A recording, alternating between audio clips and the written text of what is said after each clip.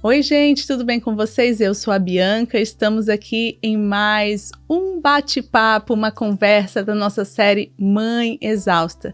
E antes de iniciarmos, eu gostaria de convidar você para entrar no nosso canal, ativar ali o sininho de notificações, se inscrever, comentar, mandar para alguém, caso esse conteúdo seja relevante para você. Também estamos nas plataformas de áudio, Spotify e Apple Podcast. Estamos também nas redes sociais, se você quer nos seguir lá.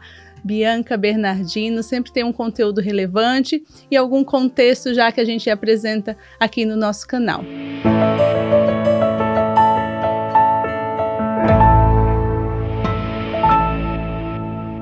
Hoje eu tenho uma mãe aqui maravilhosa, uma amiga que o Senhor me deu de presente. O nome dela é Ellen. Oi, Ellen. Oi. Amiga, muito obrigada, tá? Por ter aceitado o nosso convite. Que Deus te abençoe muito. A Ellen é esposa, mãe de quantos, Ellen? 4. Mãe de 4 e mais, assim, alguns enteados. Mais uns enteados. Mas hoje nós vamos bater esse bate-papo bem gostoso com a Ellen. Ela é uma mãe também homeschooling. É assim que se fala, amiga? Homeschooling. Ai, porque, né, o inglês tem que ser bem dito. E vamos falar um pouquinho da nossa maternidade com vocês, trocar aqui experiências, e eu creio que vai ser muito gostoso e muito relevante. Então, se você não conhece a Ellen, tá aqui a minha amiga, companheira aí de ministério, servimos juntas ali no berçário, com aquelas nossas crianças abençoadas, estamos muito felizes. Obrigada, tá, amiga, novamente, que Deus te abençoe. Amém. O Bruno tá ali nos bastidores, junto com meu esposo Moisés, que Deus te abençoe. Obrigada, tá, Bruno, por ter trazido a esposa. Gente, porque foi longe, tá? É longe. A distância. Mas estamos aqui para apresentar o melhor para vocês. E aí, amiga, como que você se viu mãe? Quantos anos? Então, o meu primeiro filho nasceu, eu tinha 25 anos. Uhum.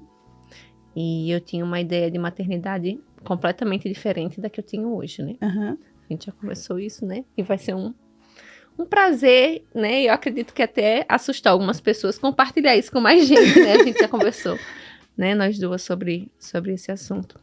Então, eu tinha uma ideia muito diferente de maternidade. Vou dizer assim que quando eu pensava em ter filhos, é aquela história que você, no mundo, pensa assim, você tem que escrever um livro, plantar uma árvore e ter um filho. Como se fosse um item, só um item. Checklist ali, um checklist, né? na sua vida. E eu acredito que quando meu primeiro filho nasceu, Davi, eu pensava assim, nasceu, o que é que você vai fazer? Eu vou continuar trabalhando, vou deixar ele com uma babá. Uhum. Quando chegar a idade dele pra escola, ele vai pra escola. E ele vai sendo criado assim como se cria batata, né? Fala, vai se criar sozinho e vai dar tudo certo. E aí, quando o Davi tinha 6 meses... eu já tinha voltado a trabalhar e eu engravidei do Pedro. Quando o Davi tinha 6 meses? 6 meses. Tá. E foi um tempo difícil, porque na época a gente estava na casa dos meus pais. Uhum. E eu, meu Deus do céu, a gente não tá nem na nossa casa. E já vai vir outra criança. E eu fiquei assim... nós ficamos assim, né? Nervosos.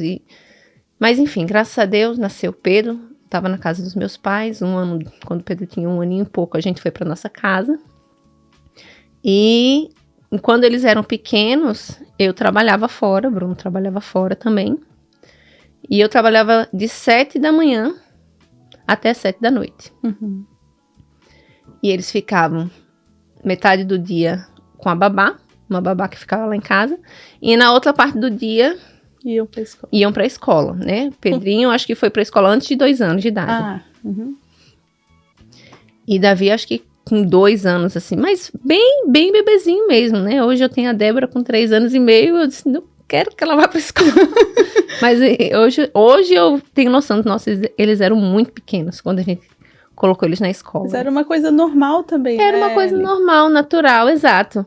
Com 3 meses eu voltava a trabalhar, eu levava eles pro meu trabalho. Uhum. Entendeu? Porque naquela época, a minha prioridade era o meu trabalho. Né? É difícil alguém pode falar assim, ele não acredita, isso aqui, mas era o meu trabalho, não era nem meu marido, nem meus filhos, nem minha família, nem a igreja, nem nada, era o meu trabalho. Então, eu ia trabalhar e fazia, primeiro eu trabalhava e depois eu ia fazendo o que ia dando certo, né? Só que quando eles foram crescendo um pouco, começaram a surgir vários problemas. Amiga, mas nessa tua parte ali que tu disse que focava mais no trabalho, pra ti também tava tudo bem com as crianças. Sim. Tu não se culpava, tipo assim, igual como tu diz assim, pensa hoje. Não, naquela tava tudo bem.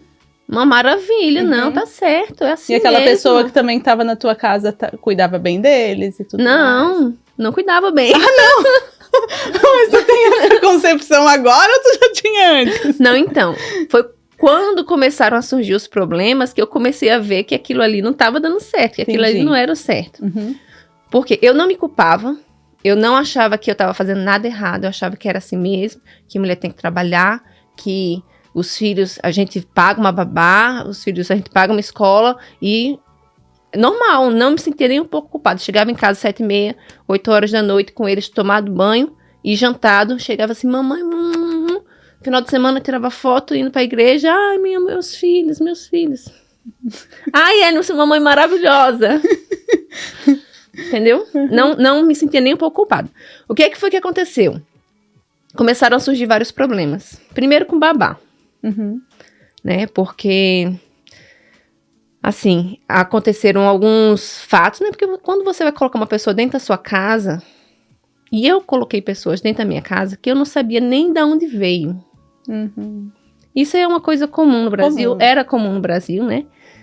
Mas eu tive vários problemas, né? De furto, de maus tratos com os meninos, de até negligência mesmo com eles. E eu vi assim, gente, isso não tá certo, não tem como eu deixar meus filhos com qualquer pessoa. Aí o que a gente fez? A gente colocou eles numa escola integral, perto da onde eu trabalhava. Então a gente ia de manhã, todo mundo, eu ia trabalhar, levava os meninos, deixava de manhã na escola, e quando era perto do final do expediente, eu pegava eles na escola, né? Eles passavam o dia inteiro na escola. Só que aí o que aconteceu? Eles começaram a ter problemas na escola. Isso já com qual idade, Ellie? Eles tinham... Eu lembro que de Davi foi perto dessa época de alfabetização. Ele tinha 5, 6 anos, por aí. Eu lembro que eu chegava na escola, né, nessa escola que era perto do meu trabalho, eu chegava na escola para buscar Davi. O Davi estava de castigo, porque tinha que copiar a tarefa da escola, tarefa de casa, português, livro tal, matemática, só assim, 3 linhas, e ele não copiava. Hoje eu sei, é porque ele não sabia copiar. Mas eu achava que era preguiça. Aí eu falava assim, Davi, copia, Davi. Eu chegava lá pra buscar ele, copia, e ele, eu copia, assim, eu querendo ficar do lado da professora, assim, né? Eu e a professora estamos contra este menino que não quer copiar com preguiça, não sei o quê. E aí, ele tinha essa dificuldade. E Pedro brigava com todo mundo na escola. Nessa escola, que era lá perto do meu trabalho, que eles ficavam integral, eu fui várias vezes, eu e Bruno. Vem aqui conversar com a gente, porque seu filho bateu, seu filho desobedeceu a professora, seu filho quebrou o lápis do amiguinho, essas coisas, entendeu? E aí eu disse, gente, isso também não tá dando muito certo. E aí eu levei eles, a psicóloga, né, da escola chegava e perguntava pra mim, perguntou pra mim primeiro, depois eu comentei isso com o Bruno. Você briga com seu esposo, assim, porque ele é tão agressivo? Eu falei assim, mas você sabe que o Davi é irmão dele, né? O Davi é irmão dele e é calmo. E é o mesmo pai, a mesma mãe e a mesma casa.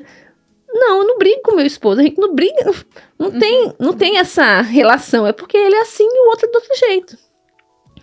E aí, eu comecei a levar eles no médico, assim, levei em médico pra saber se tinha algum problema, levei até num pediatra que era especialista em neuro, e ele dizia assim, não, seus filhos são completamente normais, não tem nenhum problema com eles. Eu disse, meu Deus do céu, como não tem nenhum problema se esses meninos dão trabalho? Chegava em casa para fazer tarefa, não fazia tarefa. Então, eles ficavam o dia todo na escola, ainda tinha tarefa para levar para casa. Nessa época que eles ficavam o dia inteiro na escola, eles não levavam tarefa para casa, eles faziam a tarefa lá.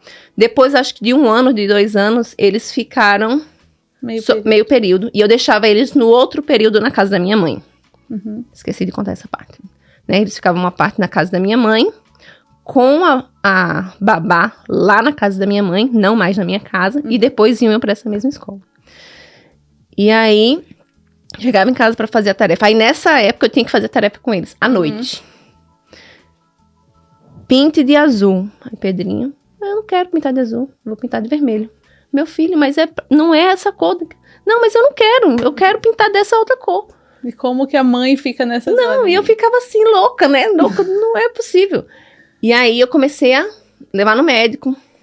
O último médico que eu levei foi no oculista, né? Pra ver se eles tinham algum problema de visão, por isso que eles se distraíam tanto e não faziam. E a médica disse, não, eles não têm nenhum problema. Eu disse, como assim não tem nenhum problema? Qual é o problema desses meninos? E eu fiquei muito esgotada na época. Nesse momento também, assim, houve várias mudanças, assim, até no meu trabalho, no trabalho de Bruno. E a gente tirou eles dessa escola e colocou eles numa escola menor. Que era uma escola cristã. Que era uma escola que ficava do lado da igreja que a gente congregava. E os donos da escola eram irmãs da igreja. Eram irmãs da igreja. Então, as professoras dessa escola menor eram as meninas, as jovens da mocidade, da igreja, sabe? E eu senti as tias do Kids. As tias do Kids, exatamente, né? E eu senti que ali eles melhoraram, principalmente porque elas conheciam os meninos da igreja, né? Sabiam das dificuldades e elas realmente tinham amor em fazer aquilo ali. Então, eles melhoraram quando foram para essa escola. Mas, assim, alguns comportamentos de Davi ser muito tímido e, às vezes, se esconder embaixo da cadeira, no meio da aula, continuou acontecendo. De Pedro ser agressivo com outras crianças, continuou acontecendo.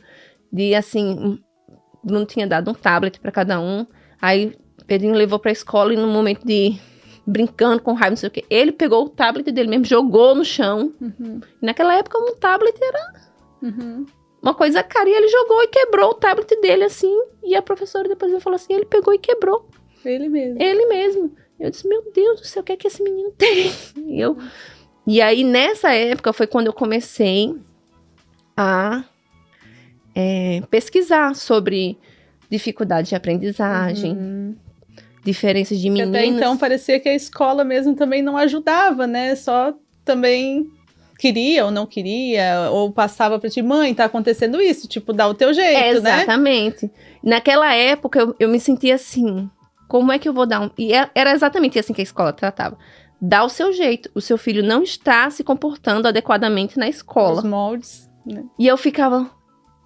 E como é que faz isso? Esse é o meu primeiro filho, esse é o meu segundo filho. Eu não sei como é que eu faço para as crianças se adequarem à escola. E foi quando eu comecei a pesquisar que eu vi que tem crianças que realmente não se adequam à escola.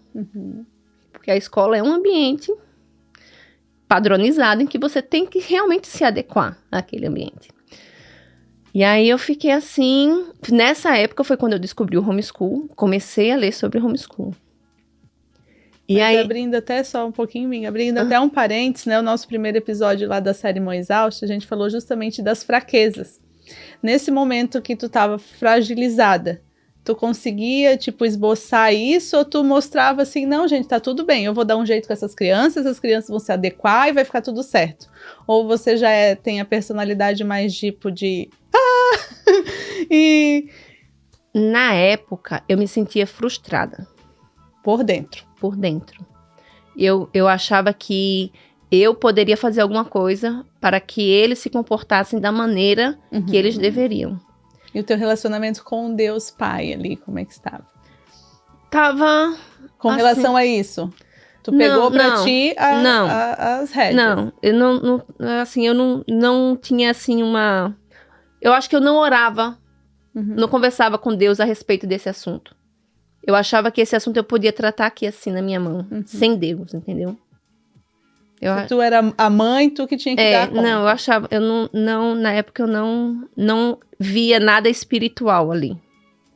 Eu acho que na época eu ainda achava que o meu filho era o meu filho, não o que ele é, né? Um ser, a imagem e semelhança de Deus, que Deus me deu para cuidar. Naquela época eu não tinha esse entendimento. Então, num momento assim que a gente passou por dificuldades financeiras, a gente achou que deveria colocar os meninos numa escola pública. E no Brasil não é simples colocar na escola pública. Não é assim que nem aqui nos Estados Unidos, você chega ali, dá o seu endereço e ele diz, não, você vai para tal escola. É uma novela. A gente precisava colocar eles na escola pública, porque a gente estava com dificuldade de pagar a escolinha da irmã da igreja. E aí, falou com o vereador, falou com não sei quem, que falou com não sei quem. E aí, não, vai na escola tal que vocês vão conseguir colocar seus filhos ali. Isso eles já tinham qual idade? Eu acho que eles já tinham 7, 8 anos. 7, 8 anos, por aí. Que já foi bem perto da gente vir pra cá. Nessa época, 7, 8 anos. Aí a gente foi na escola lá, pública, né, na escola acho que é do estado, da prefeitura, não lembro mais qual idade que era. Estado ou município, né? Era pública. E aí quando eu entrei na escola, assim, já aqueles cartazes, que não vou dizer o que tinha nos cartazes, mas assim, que contrariam totalmente a nossa visão de mundo cristã. E eu falava assim, meu Deus do céu, a gente vai ter que colocar esses meninos aqui. Meu Deus. E eu ficava assim orando. Deus, se eles vierem pra cá, o Senhor vai proteger. Vai proteger, porque o Senhor tá vendo a nossa condição. Não tem o que a gente fazer. E aí a gente sentou lá com a secretária, preencheu as fichas, né? Olha, fulano e tal. Não sei quem que mandou, não sei quem que ligou pra não sei quem, pra esse povo vir aqui colocar esses meninos na escola. E a mulher disse, tá certo, então tá bom, então vamos preencher aqui. E aí a gente preencheu a ficha, eles deram um kitzinho de material para cada um. E aí na hora que a gente já estava terminando, aí chegou uma professora assim, aí a secretária. Olha, fulana, vai vir mais um aluno para tua sala. Aí a professora falou assim, pra minha sala? Fulano de tal é louca, não cabe ninguém mais na minha sala. Assim, na minha frente, né? E eu fiquei... Meu filho, com licença. Não, assim, ali foi, acho que dos piores momentos como mãe. Foi um dos piores momentos. Eu disse, meu Deus do céu, eu tenho que passar por isso. Não existe outra alternativa. Se eu não posso pagar uma escola, eu tenho que me sujeitar a isso. O sistema. Ao sistema. E hoje eu entendo assim que não é nem a culpa da professora. Sei lá quantos alunos tinha na sala da professora. Sei lá quantos alunos iguais aos meus filhos, que dava trabalho demais para ela. Mas naquele momento eu falei assim, e agora, meu Deus, e agora? E aí a gente baixou a cabeça, falou assim, pronto, Bruno, agora vamos lá na escolinha para dizer que a gente vai tirar os meninos da escola, já que a gente já fez a matrícula, tudo. Aí quando a gente chegou para conversar com a dona da escola, a gente falou assim, olha, a gente vai tirar os meninos daqui porque a gente não tem condições mais de pagar. E a gente sabe que não é certo, vocês trabalham. Não é certo, né? Cada um trabalha e tem que receber o seu salário. E aí a dona da escola falou assim, não faz isso não. Não se preocupa como você vai pagar a escola. Mas deixa os meninos aqui. E ali eu vi a mão de Deus cuidando dos meninos. Porque se ele já dava um trabalho lá na escola, que todo mundo cuidava deles, imagina como seria se eles foram para outra escola pública. Aí eles ficaram ali. E logo depois, né, terminaram aquele ano que a gente já estava com dificuldade. E depois a gente se mudou para cá. Quando a gente se mudou para cá, eles foram para a escola pública aqui nos Estados Unidos e continuaram com os mesmos problemas, né? De o Davi muito tímido. Assim, problemas, mas para a mudança que ocorreu, eu julgo que foi uma adaptação muito brusca. Não, foi rápido. Foi Foi boa, demais. Eu pensei assim, eles vão chorar, eles vão espernear, eles vão, né? Com tudo que eles ainda estavam vivendo, ainda foi mudar língua, tudo. Eles chegaram aqui, não falavam nem hi, nem bye. Não falava nada. E eles chegaram lá na escola, todo mundo falando inglês. E sobreviveram. Mas continuaram com alguns problemas, né? Pedro sempre com essa questão de agressivo, gostava de brigar, né? Se alguém falava uma coisa pra ele, ele revidava na mesma hora. E aí eu falava assim, gente, isso não dá certo. E aí eu já tava lendo muito sobre homeschool na época, né? E eu falava assim, gente, eu tenho que quando tu chegou aqui, amor, tu começou a trabalhar? Daí Não, quando eu cheguei aqui, eu trabalhei. Trabalhei no período que eles estavam na escola. Até coloquei eles no after school da própria escola. Né? Que normalmente a escola vai até 2h30 lá neles. E o after school ia até 5 horas. Então tinha after school acho que 2 dias na semana. E nesses 2 dias da semana eu trabalhava mais, né? Porque ele... Mas acontecia de eu estar voltando para casa e ele me ligar da escola. Olha, vem aqui que o seu filho brigou. Seu filho desobedeceu. A professora me chamava, olha, o seu filho hoje tem que fazer uma prova no computador para ir para as notas dele, para o recorde do... E ele simplesmente colocou, não respondeu e colocou tudo... Respondeu sem ler. Sem ler, só foi clicando, pronto, ele tirou 3. Tá lá a nota dele pros recordes. Porque ele não quis fazer a prova no dia, não tava afim. Eu disse, meu Deus do céu. Amor, e na época que tu começou a estudar, gente, isso aí não tá certo, isso aí tá dificultando a aprendizagem dele, o que eu vou fazer? Tu começou a inserir Deus daí nessa história? Então, nesse momento, quando a gente mudou pra cá, né, houve um momento que até já compartilhei outras vezes, né, já falei pra vocês, deu da gente sair de um ambiente onde eu e meu esposo, a gente era muito ativa na igreja. Era igreja terça, quinta, domingo, escola dominical, e ensaio, e não sei o quê, e reunião, blá, blá, blá, blá. E a gente veio pra cá e você fica assim... Tem nada pra fazer. Não tô fazendo nada, gente, não tô fazendo nada. E eu ficava assim, gente, como é que pode? A gente fazia tanta coisa, por que eu não tô fazendo nada? Eu preciso fazer alguma coisa. E aí eu lendo um livro, olha, você tem que fazer discípulos, porque o objetivo do cristianismo é pregar o evangelho, não sei o que. Eu disse, como é que eu vou fazer, meu Deus? Não tem como eu fazer. Discípulo aqui, todo mundo só conhece crente. Eu vou pregar na rua em inglês pra quem? Eu nem sei falar inglês direito. E o Espírito Santo disse, e esses meninos aí? Quem é que vai pregar? E ali, foi só ali, eles já tinham 10 anos, o mais velho tinha 10 anos, o Pedro tinha 9. Só ali que eu vi que eu era responsável por eles. Né? Ah, mas os pais são responsáveis, são o pai e a mãe. Mas quem fica mais com o filho? Alguém tem que tomar a responsabilidade. Alguém tem que chegar lá e fazer assim, vamos aqui, chega. Vou falar de Deus, falar sobre Deus pra você, vou ensinar pra você. E é ali que eu falei assim, meu Deus, esse é o meu campo missionário. Os meus filhos. E eles tinham 10 anos, o Davi, 9 anos, o Pedro. E todo esse período, eu nunca tinha lido a Bíblia com eles.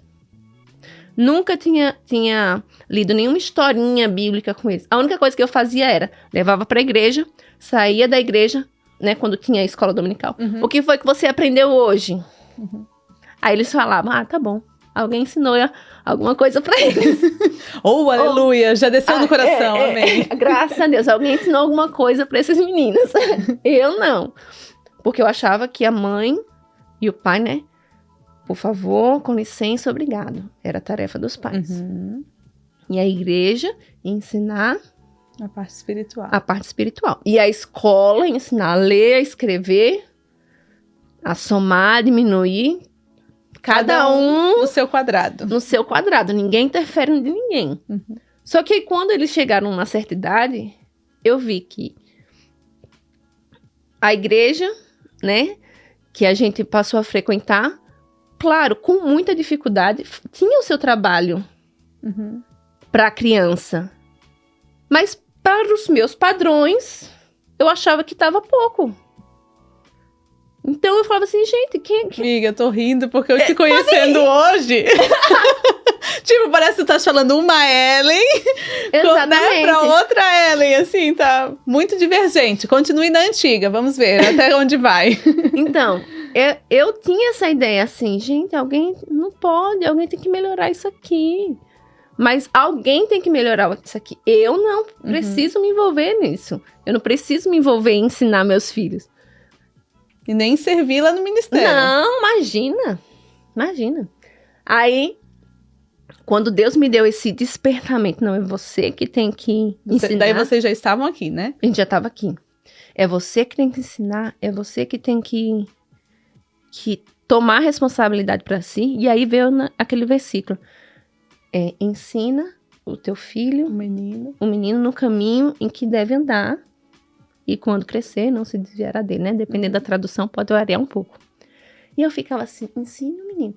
Ensina o menino, tá falando, é pra mim, Uhum. não é pra igreja. Não tem um versículo na Bíblia dizendo, leve seu filho pra igreja. Não. Tem, alegrei-me quando me disseram, vamos à casa do Senhor. Eu e a minha casa serviremos Exato. ao Senhor, né? Não tem isso. Mas eu ficava com isso na minha cabeça. Eu tenho que levar pra igreja. Não, eu tenho que ensinar. E aí, depois desse processo todo, foi que eu falei assim, não, vou ensinar esse menino. E aí, a gente começou com a Bíblia. Uhum. Como? Vou ler a Bíblia com vocês, meninos, olha. A partir de agora, a gente vai ler a Bíblia. Todo mundo vai ler a Bíblia em voz alta. Eu leio uma parte, você lê outra, você lê outra. Mãe, muito chato, mãe, é muito chato. É muito chato, mas a gente vai ler. E aí, tentei várias formas, né? Tentei ler pra eles antes de dormir. Não dava certo. Porque eles dormiam e eu dormia também no meio. Uhum. Tentei colocar a Bíblia em áudio na hora do almoço. Pra ir escutando. Mas eles, assim... Uhum. Eu disse, não, gente, prestava atenção. não prestava atenção. Aí eu falei assim, também não dá certo. Aí eu falei assim, não, então vamos marcar uma hora. 5 horas da tarde, a gente lê a Bíblia todos os dias. Vocês chegam da escola, almoça, vai jogar videogame, assistir um vídeo, não sei o quê. E depois a gente...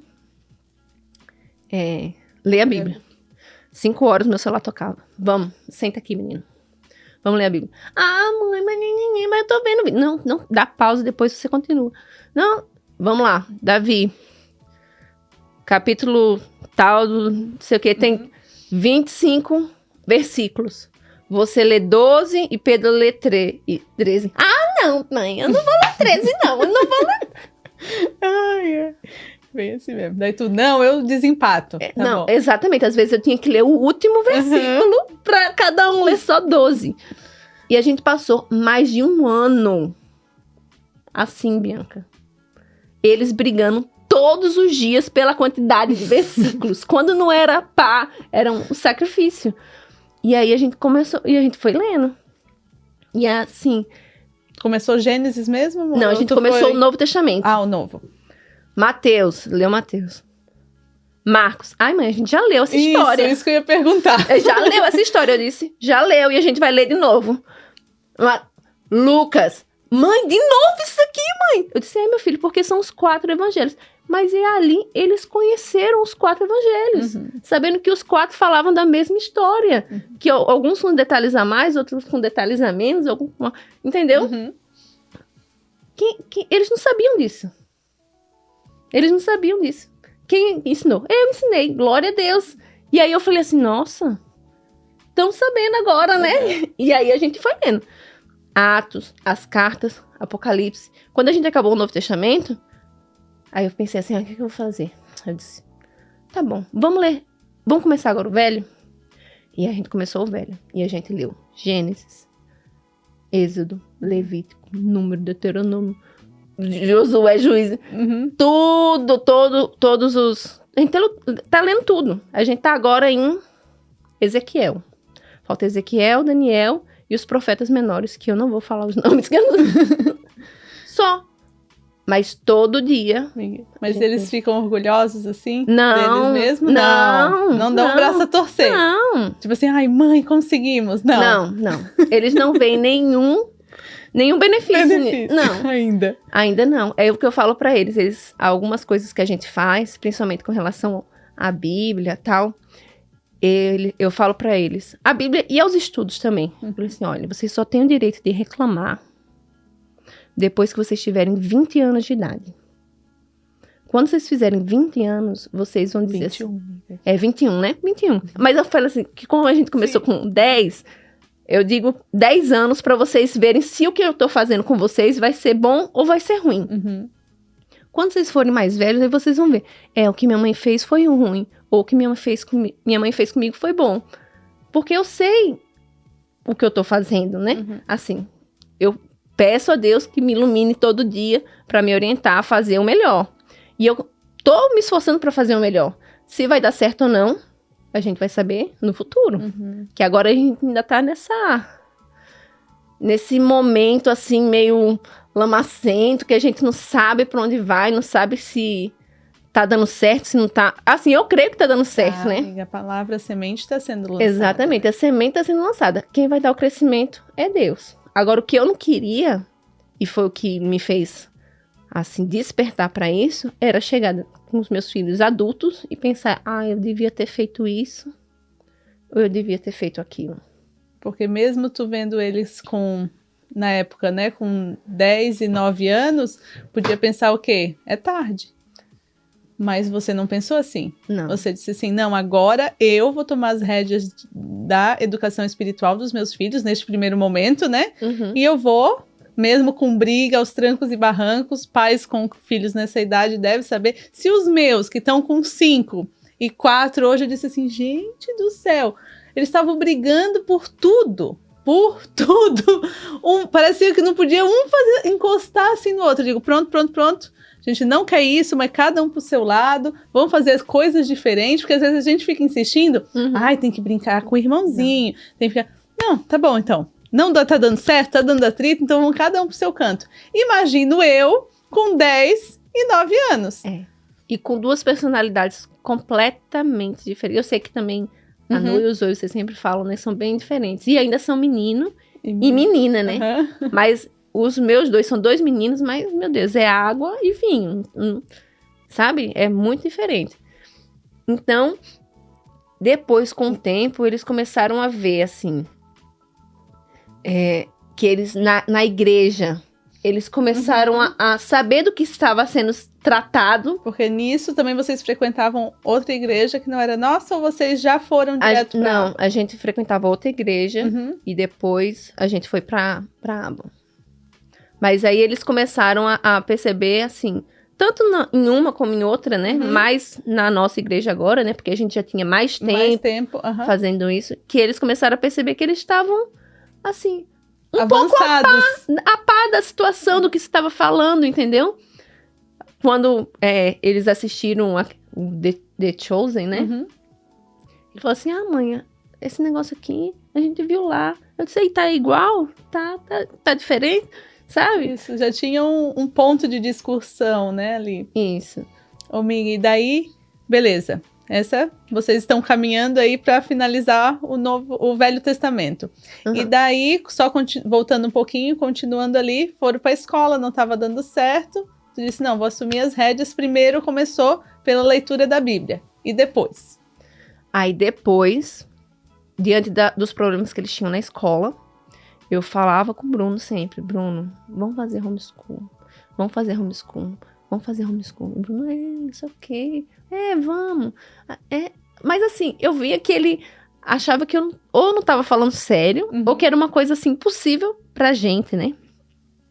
Aí, num Natal, a gente foi almoçar na casa de uns amigos nossos, inclusive lá da igreja. E lá nesse almoço, eu encontrei uma família que a mãe tinha 4 filhos e fazia homeschool, brasileira. Nisso, tu já tinha Débora? Já tinha Débora. Porque até agora nós não falamos do terceiro. Nesse meio período nasceu... Nesse meio período. Quando a gente chegou aqui, depois de um tempo eu engravidei e tive a Débora, né? Uhum. E aí, conversei com essa mãe. Ela tinha 4 filhos e falou assim, não, eu faço homeschool com os meus filhos. O meu mais novo nunca foi pra escola. E é só você ir e tal, na prefeitura, não sei o quê. Me deu as informações básicas, né? Aí eu disse, isso foi no Natal, em dezembro. Eu disse, vou procurar saber. Ela disse, o ideal é você acabar esse período escolar, esses 6 meses que falta, né? No caso, terminar o ano. E aí, no verão, você muda para homeschool. Eu disse, é mesmo, ótimo. Aí tu tinha 6 meses pra... 6 meses para me preparar. Aí eu falei, e aí eu fiquei orando, né? Deus, me dá uma confirmação. Me dá uma confirmação. Me dá uma confirmação. Eu quero fazer. Deus, tá no meu coração. É o que as pessoas falam assim, é o bichinho do homeschool. Quando te pica, acabou, você tá infectada. Ai, meu Deus. Esqueci do negócio. Você fica infectada. Não, fui assistir uma live que a Ellen assim, miga, olha aqui, ó. Participei dessa live, e o que tu acha? Eu já fiquei assim, ih, meu Deus, agora já nada presta mais pra mim. Já não prestava antes, e agora tu ficou pior. Mas vamos lá, amiga. Daí aí, fosse lá, orando. Orando, Deus, vamos, me mostre, Deus. Me dá um sinal, me dá um sinal, me dá um sinal. Aí é isso que em março de 2020 vem a pandemia e fecha umas escolas. Desculpa, né, vocês que sofreram com os fechamentos das escolas, mas eu orei. Eu pedi um sinal a Deus e Deus fechou as escolas. E aí fechou a escola, 1 semana, 2 semanas, aí disse, não vai voltar mais às escolas até o final do ano letivo, né, que era em junho. E eu fiquei em casa com os meninos, e aí eu pude sentir, assim, o que é estar com uma criança, no caso 3, né, 24 horas por dia. Vou dizer, não é fácil. E eu fiquei, naquela época eu fiquei pensando assim, eu já pensava em fazer homeschool, e tô aqui, arrancando os meus cabelos. Imagina as mães que nunca cogitaram essa possibilidade. Porque uma coisa que naquela época eu senti foi o seguinte, que a gente terceiriza tanto as coisas... Que tu fica sempre procurando alguém pra te ajudar. A escola é que cuida, a igreja é que cuida. E quando veio a pandemia, cortou toda essa ajuda possível, né? De uma forma brusca. E sobrou quem? O pai e a mãe. Porque é o pai e a mãe que são os responsáveis. A escola não tem nada a ver. A igreja não tem nada a ver. É o pai e a mãe. No fim das contas, é o pai e a mãe. O pai e a mãe vai jogar pra quem? Não tem pra quem jogar. Mas naquela época eu já tava com a minha mentalidade, assim, mudada, né? Eu já sabia que era mesmo a minha responsabilidade. Então, no verão daquele ano, as escolas avisaram, o ano que vem vai ser 100% online. Cada aluno vai receber um computador e vão assistir as aulas de casa. Aí eu disse, Bruno, não vai dar certo. Vamos fazer esse teste de fazer homeschool com os meninos. Aí tu já tinha parado de trabalhar então, né, amor? Já. Quando eles foram depois que eu engravidei da Débora, normalmente, eu parei de trabalhar. Depois que eu engravidei da Débora, eu já parei de trabalhar. Eles ainda estavam na escola, eu já tinha parado de trabalhar. Porque toda hora eu tinha que estar na escola. Várias vezes eu tive que buscar ele na escola no meio do horário da escola. Porque ele tinha feito alguma coisa, entendeu? Então já... Algumas vezes aconteceu de eu estar chegando em casa do trabalho, né? E eu ter que ir direto pra escola. E aí, depois que eu engravidei, eu passava muito mal no começo. Aí o Bruno disse, não, Ellen, fica em casa mesmo. Aí eu comecei a fazer artesanato. Eu passei um tempo fazendo umas coisas de artesanato em casa pra vender. Vendi bastante. Mas depois que os meninos cresceram, ficou inviável. Porque é muita bagunça. Não deu. Mas eu fiz ainda alguma coisa assim pra vender em casa. Depois que eu parei de trabalhar fora, né? Aí a gente, né? Nesse verão a gente matriculou eles. Assim, optou pelo homeschool, na prefeitura mesmo. Comprou os livros e começamos. Oficialmente, né? E a gente tá terminando agora o nosso 3º ano. Que bênção, né, amor? E nisso veio Débora e depois veio... E Jonathan. Depois nesse período. Então, tu já tá... Então, 3 anos de homeschool e Jonathan já nasceu... Jonathan já foi concebido e nasceu já nesse... Já no homeschool. Já no homeschool. Já no homeschool. E a Débora agora tá com quanto? 3,5. Ela vai fazer 4 em agosto. E pro homeschool ela começa... Então, aqui no estado de Massachusetts, é a partir de 6 anos que você é obrigado a mandar a criança para escola ou informar que você vai fazer homeschool com a criança. Mas nada impede de você, assim, já né? Faço algumas coisas com ela, né? Que são coisas, assim, gente, muito simples, né? É cor, é nome de coisas, né? Vocabulário, agora a gente tá trabalhando muito vocabulário inglês, português, tudo eu procuro ensinar ela as 2 coisas, né? E, gente, vai fazendo assim, eu fico, como é que pode? Ela tá aprendendo. Com 3 aninhos ela já consegue. Ela tá aprendendo. Essa noção de contar. Esses dias ela tava falando assim, mãe, senta aqui. 2. Mamãe e a Débora. E eu disse, gente, ela tem noção já do que é 2. Eu achei tão linda. Amor, então hoje quando tu olha assim para aquela Ellen que trabalhava fora, priorizava trabalho, e hoje tu se vê dentro de casa com teus 4 filhos, full time, né, 100% dentro de casa, por mais que você tenha tu trabalha assim com outra, não vou dizer que tu não trabalha, né, amiga? Não vou fazer nem a injúria de falar isso. Mas assim, outra atividade a não ser a casa, assim, as crianças? Não faço mais nada. Então hoje tu é full time, mãe, esposa, dona de casa, professora, psicóloga, enfermeira, né? E como tu se vê, assim, vendo quem tu era, pro que tu se tornou? Eu acho assim, eu tava pensando, né, nisso depois que você fez esse convite. Meu Deus, o que é que eu penso, né, sobre como é a minha vida hoje? Eu acredito o seguinte, quando você consegue ter a definição do que as coisas realmente são, você consegue entrar, fazer o que você tem que fazer sem se estressar. Sem se estressar não, que a gente se estressa. Mas assim, com convicção. Então, quando eu não sabia, quando eu não tinha ideia, quando eu não tinha esse conhecimento de que os meus filhos são imagem e semelhança de Deus. Que os meus filhos foram dados por Deus para que eu e meu esposo cuidasse deles. Quando eu não tinha essa concepção, essa mentalidade. Então eu achava que qualquer coisa tava bom, entendeu? Eles iam se criar e iam dar certo, assim. Mas depois que eu fui vendo que não, que eu sou responsável, meu esposo é responsável, que a gente tem que direcionar esses meninos pro caminho do céu. Então, hoje eu faço isso como uma missão.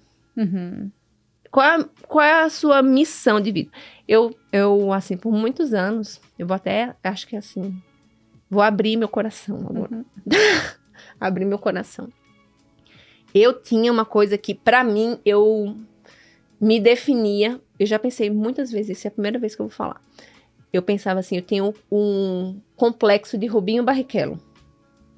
Por quê? Porque eu achava assim, que eu era boa em várias coisas, mas não boa o suficiente pra chegar em primeiro. Eu era uma boa estudante na escola, mas não a melhor de todas. Eu fiz faculdade, me formei, mas eu não passei no concurso. Eu trabalhava com os meus pais, tal, me esforçava ali, mas a loja da gente não era melhor, não vendia mais, não, sabe? Eu sempre achava que eu fazia, mas eu não ultrapassava um limite que eu achava que eu tinha que ultrapassar. Que era bom. Então, eu ficava frustrada, né? Porque eu achava assim, você tem que fazer alguma coisa que seja grandioso, que as pessoas notem, olha só. Relevante, né? Que as pessoas comentem. E depois, eu fui pensar assim, eu tenho que olhar para as coisas como Deus vê. E esse despertar aconteceu nessa leitura. Sim. Daquele versículo. a partir daquilo ali. Eu passei a olhar as coisas como Deus vê. E aí, também uma coisa que me ajudou muito. É uma coisa que é verdade. Tudo que você vê, que você ouve, que você lê, é o que alimenta a sua alma. Uhum. Então, se você vê, lê e ouve coisas que não são cristãs, que tem uma visão de mundo completamente diferente do que você crê, você vai ser contaminado com aquilo. Então, muitas das coisas que a gente assiste, filme, não sei o que, série, blá, blá, acaba colocando em você uma coisa que não é de Cristo. Então, eu passei nessas minhas mudanças, né, de pensamento, eu passei a ler muito livro com direcionamento para o que é ser uma mãe cristã, o que é ser uma esposa cristã, pregações para a família, o papel do homem, o papel da mulher, e tudo isso foi me despertando aos poucos, né? Então, eu fui fazendo uma caminhada. Parei de trabalhar, né? Eu comecei a ler a Bíblia com os meus filhos, depois a gente tomou a educação deles, não só intelectual, não só espiritual, mas intelectual também, porque eu fui tomando consciência do que eles são, aos poucos, não foi de uma vez. Então, hoje, quando eu falo assim, quando eu olho pra minha casa, aquela bagunça, menino gritando, não quer fazer a tarefa, fica me enrolando. Meu filho, a gente tem que ler esse livro, você tem que fazer essa redação, você tem que fazer esse negócio de matemática. Eu encaro isso como uma missão. É a minha missão fazer com que eles cresçam. Com que eles cresçam tanto no conhecimento de Deus, mas também no conhecimento intelectual. E aí, quando eu falo missão, até a gente conversou no telefone, eu falei isso, eu falo missão não é uma missão de videogame. É uma missão tipo o resgate do soldado Ryan, que é de guerra. Que o cara foi lá, né, e vou dar spoiler, o filme é muito antigo, o cara morreu para salvar o soldado. E é isso que às vezes eu sinto na maternidade. A gente tá falando, né, de mães cansadas, mães exaustas. Mas quando você tá cansada e exausta, mas você sabe que você está cumprindo o propósito, você fala assim, tô cansada, tô exausta, mas pelo menos aquele menino tá... Senhor, eu te entrego. Você sabe que você tá cumprindo aquele propósito. Então, é você se doar, é você morrer. Né? Outro exemplo que o povo fala assim, criar filhos não é uma corrida de 100 metros, é uma maratona, né? E para quem não sabe a história de maratona, né? Um mensageiro veio dar a notícia de que eles tinham vencido, e ele correu, não sei quantos quilômetros, que eu não sei quantos quilômetros, e ele chegou e disse, vencemos, e morreu. Essa foi a maratona. Daí que vem a maratona. Morreu no final. Então... entregou a mensagem. E morreu. Então, pra mim, criar filhos, né? Ou qualquer coisa que você vai fazer. Eu sei que tem pessoas que não têm filhos, né? Mas vai ter uma missão na vida deles.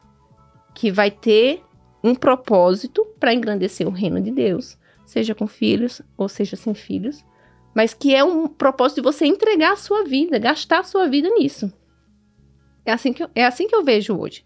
Então, é muito estressante. Às vezes a gente quer... eu queria dormir até mais tarde.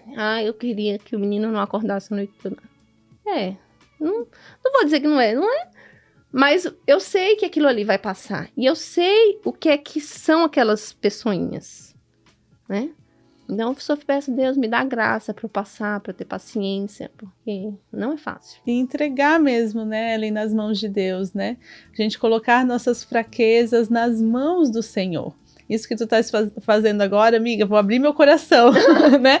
E realmente que a gente dobre os nossos joelhos, ou às vezes a gente que não consiga dobrar, mas, Senhor, tô aqui nessa cama, tô cansada, o Senhor sabe que eu não sou muito boa em matemática, o Senhor sabe que, olha, hoje foi meia boca o meu devocional, né? Porque aconteceu isso, aquilo. O meu maior exemplo, assim, que às vezes acaba atrapalhando bastante a minha rotina, é um deles ficar doente. Parece assim que uma das crianças ficou doente, pronto, né? Atrapalhou tudo. Daí tu tens que pegar força onde tu não tem e recomeçar. E vai, Senhor, me dando força. Vai me dando força, porque na nossa fraqueza que tu és forte. E ali vai declarando, né, amiga? E às vezes a gente chega assim, às vezes eu me vejo, uma tarefa de casa, vamos supor, que eu não gosto de fazer muito. Não gosto muito de lavar louça, mas eu tenho que lavar, né? Mas é uma coisa que eu não gosto muito de lavar. E também, para botar na máquina, parece que não fica bem limpa. Também tenho esse problema. Você não tá comprando o sabão certo. Depois eu vou lhe dar uma dica. Daí a máquina, olha um monte de desculpa. Daí a máquina é muito grande, daí eu vou botar só esse tanto de louça. Ah, então tá bom, eu lavo na mão. Mas daí eu fico me enrolando para lavar a louça. Daí, às vezes, né, a gente tá cansada. A última coisa que eu quero fazer na vida é lavar a louça. Porque eu posso ficar dobrando horas roupa, pode ficar lavando, mas não fala para lavar a louça. Mas eu lavo. Então, olhe pra... E tu, amiga, qual que é o trabalho de casa que tu menos gosta? Lixo. Jogar o lixo fora. Detesto. Então, quando eu vou lavar minha louça e quando tu vai jogar o teu lixo, o que a gente tem que fazer ali? Na frente daquela louça. Senhor, o Senhor sabe que não sou muito boa nisso. O Senhor sabe que é uma coisa que eu não quero fazer. Né? Mas o Senhor me capacita. Quando você abre os olhos, às vezes, de uma oração simples, você expondo para o Senhor as suas fragilidades, as suas fraquezas, você já vai lavar a louça, você já vai jogar o lixo. Parece que só aquele momento que você parou e meditou de uma maneira diferente. E dá satisfação quando você faz uma coisa que você não gosta, né? Assim, isso, tá dever feito. Cumprido. Ai, quando eu lavo a louça, nunca tá, sempre tá ou para lavar um pouco ou para guardar um pouco, né? Sempre fica, claro. Mas é isso. Então, eu realmente, quando tu começa a contar a tua história lá, da Ellen que tu era, e eu te vejo hoje, há um pouquinho de tempo que a gente já tá caminhando junto, né, Ellen, ali na igreja, no ministério, eu já vejo, assim, uma mudança em ti, assim, uma mudança em mim também. Eu acho que a visão também que os pastores têm trazido para nós, né, a mente da gente vai abrindo de um jeito que não retorna mais. Não. E até a tua visão, né, amor, agora um pouquinho ali com relação ao berçário, que uma vez tu compartilhou comigo, né, porque tu foi aquela mãe que disse assim, Ministério Infantil, não quero saber, e também não estão educando direito meu filho. E agora a Ellen tem 2 filhos pequenos e está lá servindo conosco no berçário, e é aquela que é assim, Ellen, alguém ficou doente. Ellen, alguma coisa aconteceu. Por favor, quebra o galho pra nós. Ela, ai, claro, meu Deus, vamos sim, que horas que é pra ir? Qual é o culto? Então, amor, fala um pouquinho disso pra gente. Assim, hoje você também, como mãe, se integrando assim na igreja para também servir outras famílias, né? Eu já fui a mãe que falou assim, olha, não é porque eu sou mãe que eu tenho que servir no Ministério Infantil. Não tem nada a ver uma coisa com a outra. Mas hoje eu penso completamente diferente. Quando você tá no Ministério Infantil ajudando a cuidar das crianças, você acaba criando uma rede de relacionamento com as outras mães, que uma vai ajudando a outra, dando exatamente os testemunhos, né? O suporte e tal. E hoje, quando eu tô ali no berçário ajudando, que eu vejo uma criança assim difícil, que chora, eu às vezes eu acho até que eu sou incompreendida, né? Que eu sempre quero pensar assim, meu filho já esteve nesse lugar. Meu filho já foi essa criancinha aqui que tá dando trabalho. Meu filho já foi essa criancinha aqui que chora, que bate, que morde. Então, hoje, assim, né, eu olho com outros olhos, eu falo assim, alguém precisa chegar aqui com essa criança, ajudar, conversar com a mãe. Porque a mãe não sabe. E hoje, com a experiência também que tu tem de tudo isso, né, amor, essa vivência que já passou com os maiores, e hoje tu pode também dar uma educação diferente para os menores. Sim, totalmente porque diferente. daí tu já tem agora faixas etárias bem diferentes. É uma coisa que eu observo, né, eu até já comentei com o Bruno, os filhos que vêm depois, eles recebem pais melhores. É inevitável, né, a gente tá mais velho, com mais cabelo branco, mas mais experiente. Então eu sei o que eu quero fazer com a Débora e com o Jonathan agora, né? Que o Jonathan tem 2 anos e a Débora tem 3 anos e meio. Que eu não fiz com o Davi e Pedro. Mas uma coisa que você uma vez falou, né? E eu concordo. Nunca é cedo demais e nunca é tarde demais. Uhum. Não importa. A hora que você despertou, se o seu filho tá dentro da sua casa, pode ter 20 anos. Que como eu tinha, né? Como eu também já falei. Eu tinha 21 anos. Quando meu pai despertou, se converteu e falou assim, não, agora a gente vai sentar aqui e vai ler a Bíblia. Eu tinha 21 anos de idade. Era tarde? Não, tô aqui hoje. Claro, existem as consequências de você não ter ensinado seu filho até os 21 anos de idade nos caminhos do Senhor. Existem. Mas não quer dizer que o fim da vida dele vai estar perdido para sempre. Porque você não começou com 3, com 4, com 5. É óbvio que existe essa janela, né? Da primeira infância que a gente tem que... E na fase adulta cabe ao filho ir buscar, Exato. né? Isso. Mas também. assim, eu sei, e muita gente fala assim, olha, aproveite a primeira infância do seu filho, porque isso, porque aquilo, porque depois já passou. É verdade, já passou. A infância. A infância, exato. Então você tem que, a partir de agora, você tem que ver. Agora é outra coisa, é a adolescência. E vai continuar. E não pode você achar que porque passou aquela data, aquele ano, aquele não sei o quê, tá uma sentença. Uhum. Pronto, agora seu filho não vai aprender mais nada, seu filho não vai saber mais nada. Não, Deus vai intervir na idade que ele tiver. Eu não tenho dúvida disso. Mas óbvio que se você tá com seu filho na barriga, você começa a ler a Bíblia já na barriga, é o ideal. Uhum. Mas se você não se encontra nessa condição, você não tem que ficar olhando pra trás, você tem que começar. E daqui pra frente, o que é que eu faço? É isso que eu acho lindo na tua história. Né? A partir do momento que Deus começou a te dar ali a revelação, o Espírito Santo mesmo, né, amor, foi te tocando, você foi começando a buscar conhecimento, que é uma coisa que a gente às vezes compartilha, que a gente hoje com as mídias sociais é bombardeado de muita coisa, né, e muitas coisas que não são cristãs. Uhum. E às vezes quando a gente mal espera, a gente está fazendo uma coisa que, poxa, foi o que você viu lá, que não é nada a ver, e daí começa a te despertar. Então, que Deus nos dê esse discernimento para separar o preto do preto, o branco do branco, né? E seguir realmente o que Ele quer para nós, os propósitos dele nas nossas vidas. E buscar conhecimento todos os dias. Mas como esse conhecimento? Cristão. Hoje a gente menciona, né, que filho não vem com um manual, mas nós temos um manual, que é a Bíblia. O filho não vem, mas como você mesma falou, né, amor? Começar a ver a criança como Deus vê, começar a ver o nosso filho como Deus vê, quando você olha para a Bíblia, você só vê a responsabilidade sobre os pais. Só sobre os pais.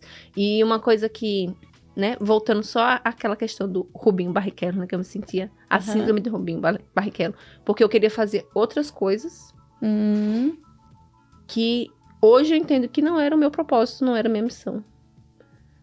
Então, hoje eu sendo só mãe, dona de casa, né, eu sei, né, meu marido tá ali, a casa nem sempre é perfeita, não. Nem sempre eu faço tudo que eu quero com os meninos, não consigo fazer com que eles façam o que eu acho que eles devem fazer, nem sempre. Não consigo, às vezes, ter uma rotina de sono, de alimentação, que eu sei também, né, que é uma coisa ideal, mas eu sei que eu tô fazendo o meu máximo. E agora, eu não sinto que eu sou Rubinho Barrichello com relação à maternidade. Eu me sinto agora uma Ayrton Senna. Eu sei que eu tô fazendo, assim, eu tô consciente, sabe? Eu me sinto consciente, sendo mãe, consciente do que eu tenho que fazer perante a palavra de Deus, né? Sabe? Eu tô assim, eu sei onde eu tô pisando, eu sei o que eu tô fazendo. Você fez isso, meu filho não é assim, é assado. Coisas que antes eu ficava assim, meu amor, só pelo fato, eu acho assim, quando os pais, eles têm essa concepção de assumir as rédeas da educação do seu filho, o simples fato de você estar em cima, orientando realmente o certo e o errado, já é bastante coisa. né? Porque hoje, infelizmente, as crianças estão gritando por limites. E não tem, às vezes, nem isso. Não. Tá bom, meu filho? Às vezes, só pode estar com as crianças final de semana, e daí, realmente, o que a criança faz tá bom, meu filho, tá bom. Fez uma arte, mas tá bom, coitadinho. A gente nem fica junto, Olha, deixa ele. É esse negócio que inventaram, né? Que na escola eu ouvia isso. Quando os meninos estavam na primeira escola, que era perto do meu trabalho. Mãe, olha, o importante é tempo de qualidade. Não importa se você trabalha 12 horas por dia, mas se você chega 15 minutos do seu dia e fica com seu filho, tá tudo certo. É só você ficar 100% com seu filho nesses 15 minutos. Mas eu acreditava naquilo. Até porque nesses 15 minutos, né, amor, tu não ia ver o que passava. Não. Né, como tu mesma falou, aqueles 15 minutos era o quê? Já chegava em casa, já estava banhado, já estava pronto para dormir, era o quê? Oi, filho, como foi seu dia? Bom, né? É bom, sempre é bom. Sempre é bom? Ai, filho, tá bom, mamãe, claro, glória a Deus. E todos vão dormir, abraços e beijos, e vamos pro outro dia. Sabe o que eu fico pensando? Os meninos vieram pra cá, como eu disse, sem falar nem hi, nem bye. Não falava nada de inglês. Hoje, muitos amigos dele, americanos, pensam, ele ia não nascer aqui, não? Porque eles falam inglês sem sotaque. E eles fizeram isso como? Passando 2 anos na escola. Imersos. O dia inteiro. Se para você aprender uma língua, você tá ali o dia inteiro e você aprende a língua, será que você não aprende mais nada? Você vai aprender só a língua, mas as ideias, o costume, a cultura, os maus hábitos, você não aprende, você só aprende a língua. Não, você aprende o resto tudo junto. Para você aprender uma língua, o que a gente fala assim, né? Tem muito brasileiro. Às vezes até nós mesmos, né? A gente conversa muito mais com brasileiro aqui do que com americano. Ai, vocês nunca vão aprender inglês, porque para aprender inglês você tem que conviver com uma pessoa que fala inglês sempre. E aí você vai aprender o inglês. Mas aí a gente acha que os nossos filhos vão aprender só o inglês. Não vão aprender as outras coisas, não vão aprender os costumes, as ideias, as filosofias. Isso tudo vem no departamento separado. Não, minha gente, vem tudo junto. Embutido. Vem embutido. A cultura, né, amor? Mas, miga, é isso aí. Muito obrigada, tá, meu amor? Deus te abençoe, obrigada mesmo por ter aceitado o convite. Foi muito bom esse nosso papo. Se deixar, a gente vai ficar aqui até amanhã mesmo. Então, assim, é assim. Amor, pra fechar tudo isso, vamos lá. A única coisa que eu tenho, assim, pra falar aqui, pra quem tá nos assistindo, né, nos ouvindo, da minha parte, é que hoje vocês estão vendo aqui a Ellen, um exemplo, né? Meu Deus. Não, amor, mas é um exemplo. É um exemplo. Que digo assim, dessa mãe full time. Eu sei que às vezes pode não ser a realidade de muita gente que está nos assistindo. Mas não pegue isso como diz assim, elas querem impor alguma coisa. Não. Mas realmente observe a sua dinâmica familiar, o seu ritmo familiar. Veja onde você pode mudar, onde você pode acrescentar. Às vezes, né, aquele part-time que você deixa de pegar. Porque nem tudo a gente sabe que se deixar nessa América, né, falando agora para pais que vivem aqui, a gente só trabalha mesmo. Porque sai de um trabalho, vai para outro, sai de um para outro, se a gente não puxar essa responsabilidade pra gente. Então, eu gostaria que tu falasse assim, amor, para uma mãe full time, né, de uma mãe full time. O que tu acha assim mais importante de você estar dentro da sua casa? O que você acha assim, gente, hoje eu tô dentro da minha casa porque... Hoje eu tô dentro da minha casa porque eu acredito que é o lugar onde Deus quer que eu esteja. Eu poderia estar trabalhando fora, fazendo outra coisa, ganhando dinheiro, ajudando meu marido. Mas eu já passei por essa fase. Eu já fiz isso.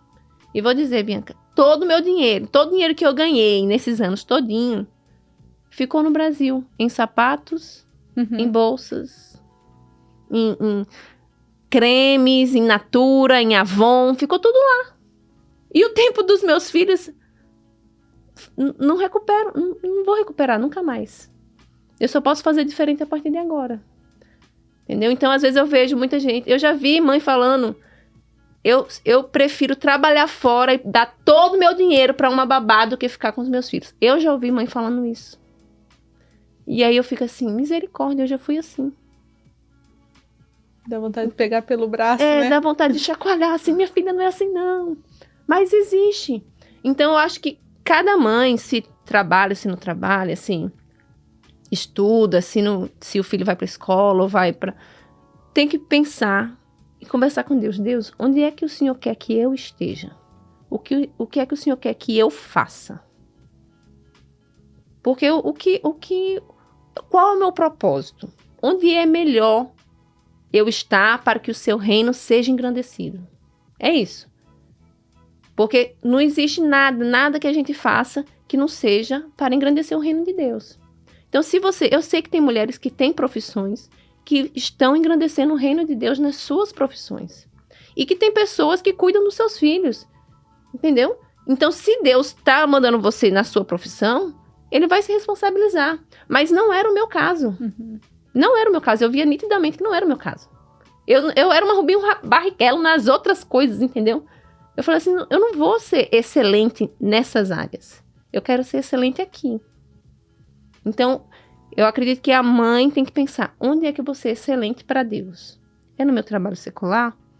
Meus filhos não vão sofrer? Ok. Mas é uma conversa pessoal que você tem que ter com Deus. Eu não posso dizer, por mim, claro, eu vou falar assim, todo mundo faça homeschool. A minha bandeira. É a minha bandeira. Mas cada um tem que ter a sua intimidade com Deus para saber o que é que Deus quer de você. Para guiar os filhos no propósito que cada um também tem para eles. Então, gente, espero que vocês tenham gostado. Eu creio que sim, que esse papo foi maravilhoso. Eu amei. Miga, obrigada novamente. Obrigada, Bruno, toda a família, que as crianças ficaram em casa para ela estar aqui conosco hoje, né? E não é fácil, eu sei, para se organizar. Mas espero que nós tenhamos aquecido o seu coração de alguma forma, nessa maternidade exausta, mas te colocando aí mais uma esperança. Como a Ellen falou aqui, peça para Deus, para que Ele te diga onde Ele quer que você esteja. Que Deus abençoe sua vida, que Deus abençoe sua casa. E que Deus abençoe a sua família. Em nome de Jesus. Um beijo e até a próxima.